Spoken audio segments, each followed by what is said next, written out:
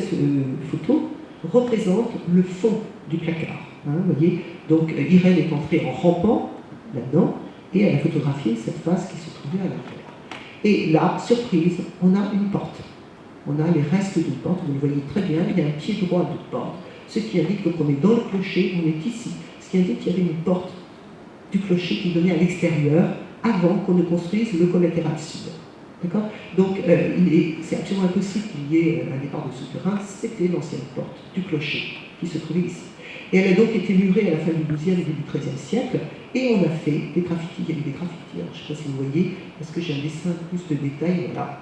Regardez, je le mets, bon, ce n'est pas cultuel, mais vous avez, c'est quand même relativement rare, un personnage avec un grand nez, deux petits yeux sous forme de cupule, une tête moche, vous voyez, une espèce de couvre-chef, qui est peut-être un casque, c'est bizarre, une épée, il tient une épée à la main, il a des bras qui sont des bras d'enfant, qui sont faits avec deux traits parallèles, enfin on ne voit pas bien, il y en a un deuxième ici, et il a des longues jambes, pareil, ce sont deux traits, et c'est Irène qui l'a vu, voilà, le sommet de la tête est là, les pieds sont là, et vous avez les éperons.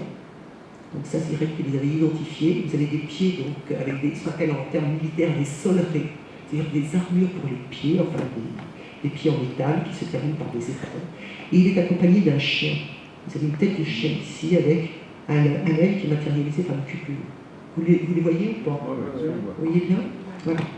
Donc ça, ce sont des graffitis, mais qui pour moi, je ne vois pas où est l'aspect religieux là-dedans, je n'en sais rien. Donc je les ai laissés tomber.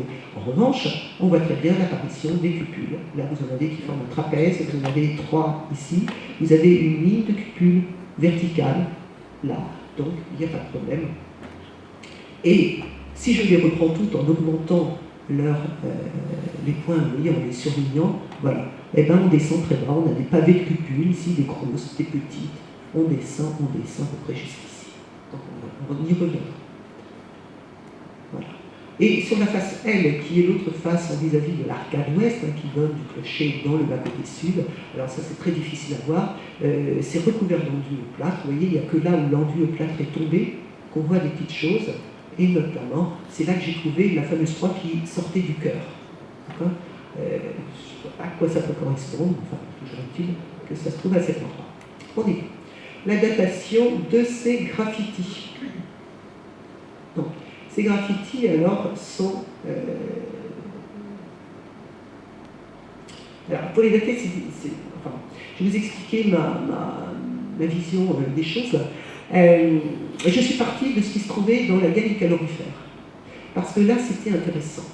J'avais le pied droit du clocher.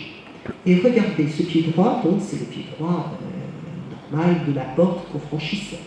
Et regardez, ici, vous avez des grosses pierres. Voilà. Donc là, c'est le seuil. Il n'y a aucun problème, c'est le seuil. Voilà ce qu'était la porte. D'accord? Si je reviens en arrière, vous voyez que l'enduit, lorsque la porte a été murée, l'enduit a été posé au-delà du seuil. Il descend plus bas que le seuil de la porte. J'en déduis donc qu'il y avait une marche qui a été récupérée et enlevée. D'accord ? Lorsque la porte du clocher a été supprimée, a été murée.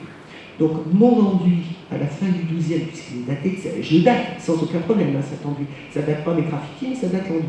L'enduit, ici, il date de la fin du XIIe, du début du XIIIe siècle.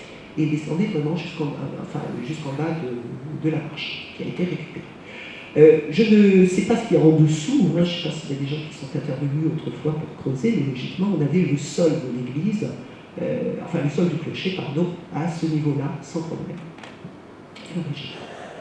Alors, allons-y. Donc, voilà ce qui s'est passé sur cette petite modélisation. Vous aviez, alors, j'ai reconstitué la nef telle qu'elle était avant l'intervention du curé cuissant, enfin du curé, vous avez un curé au XVIIIe siècle qui va agrandir l'église. Donc elle était beaucoup plus petite, hein. La nef était plus courte, et vous aviez donc le clocher hors œuvre avec sa porte, qui était une porte en place, comme ça. Et donc, à la fin du XIIe, début XIIIe, on a condamné la porte pour construire le bas-côté sud. On va construire le bas-côté nord aussi. Voilà. Donc voilà ce que ça donne sur les plans. Donc vous avez ces bas-côtés qui ont été rajoutés et qui sont venus murer cette porte.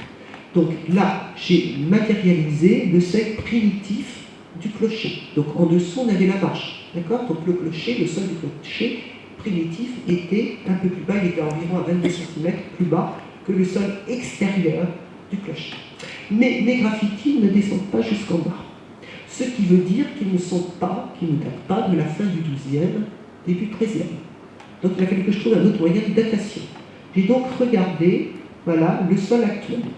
Vous voyez, le petit placard du calorifère est un placard en torchis, peu importe, c'est un pan de bois, qui prend appui sur ce qu'on appelle une sablière basse en bois, laquelle est appuyée sur le sol actuel du clocher. Donc là, cette barre noire me donne le niveau du sol actuel. Or, tous les graffitis semblent s'arrêter sur cette barre. Ça veut dire qu'ils s'arrêtent au niveau du sol actuel.